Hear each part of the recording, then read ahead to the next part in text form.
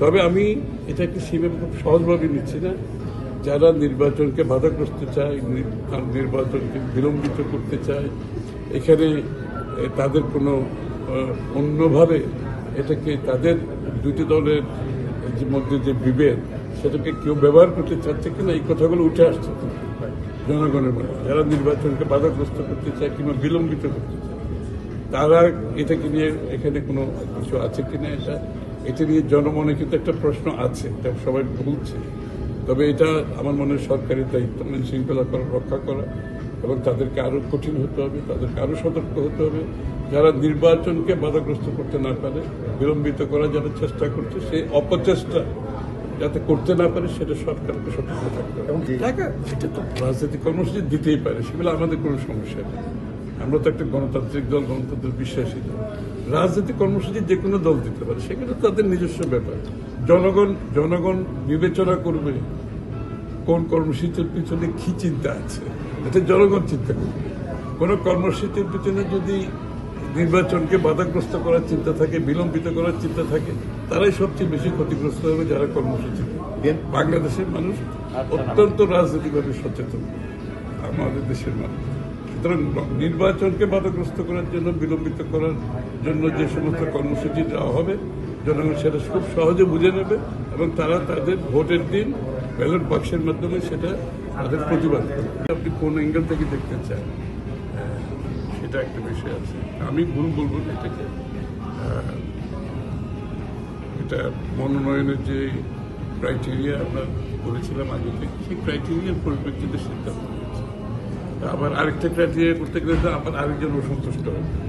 Criteria একটাই আছে, একটা হচ্ছে সেটা হচ্ছে যোগ্যতা থাকতে হবে, জনগণের কাছে গ্রহণযোগ্যতা থাকবে, তার বিগত দিনে তার কার্যক্রমের মধ্যে কোনো স্বচ্ছতা থাকতে হবে এবং বিগত আন্দোলন সংগ্রামে তার ভূমিকা থাকতে হবে। অনেকগুলো আছে, এরকম অনেক কিছু আছে। তার মধ্যে জনপ্রিয়তা থাকতে হবে, যে আমি তো বলেছি যে সার্ভে হয়েছে, জনপ্রিয়তা থাকতে হবে। সুতরাং এর মধ্যে যারা পড়েছে সেভাবে দেওয়া হয়েছে। না স্থগিত হয়েছে মানে হঠাৎ সেখানে মনে হয়েছে যে এটা আবার পুনর্বিবেচনা করা দরকার। It's like any other decision. এটা নির্বাচন ছাড়াও তো আপনি যদি মনে করেন এটা পুনর্বিবেচনা করা দরকার, স্বাভাবিক স্থগিত করবেই। এরকম এটার মধ্যে তো কোনো নতুনত্ব কিছু নাই। পুনর্বিবেচনা আর কোনো সম্ভাবনা হতে পারে। আমরা তো বলছি এটা কি বলে সম্ভাব্য। আমরা কিন্তু এটা বলা হচ্ছে সম্ভাব্য প্রার্থী, এই জন্যই বলা হচ্ছে সম্ভাব্য প্রার্থী। যদি কোনো রকমের আবার এটা পুনর্বিবেচনার প্রয়োজন হয় সেটা যাতে করতে পারে, তো সেটা তো খুব স্বাভাবিক একটা ব্যাপার, তাই না? এখানে কোনো নাম্বার নাই। এখানে election is all about winning and losing, তাই না? হার জিতের ব্যাপার এটা। সুতরাং আপনাকে সেইভাবে মাথায় রাখতে হবে।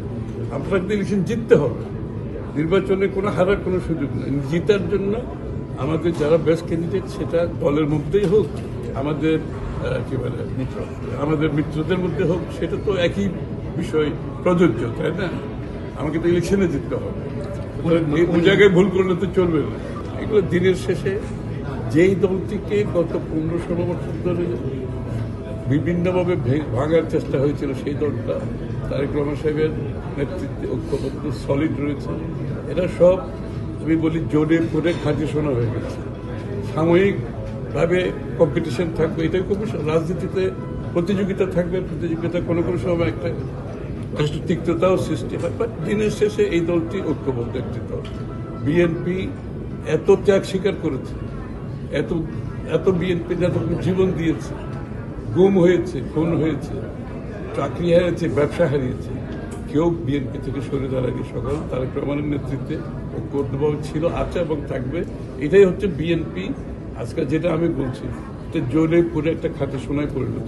ঘটনাটা আসলে কি আপনারা কি জানেন? এটা তো আমি যতটুকু জানি